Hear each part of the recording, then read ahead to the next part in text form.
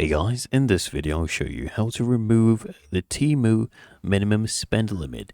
So the way you do this, you go to the website temu.com, and then right here under customer support, right, click here on support, and then come here all the way down, click on contact us right here. So you click on this, and then you are basically contacting them. Of course, try to make sure you are logged in, so you can log in with your Google account or any other account.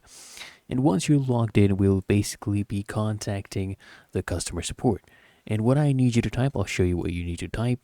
Okay, now scroll down, click on contact us, and then I want you to just type in right here. I think I did it before.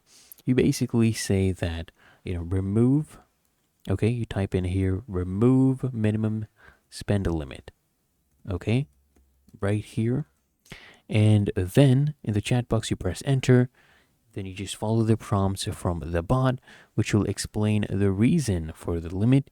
And you want to go ahead and, continue right here. You choose what is applicable to you. Okay. And then you will look for a confirmation message depending on your situation stating that the order limit has been removed.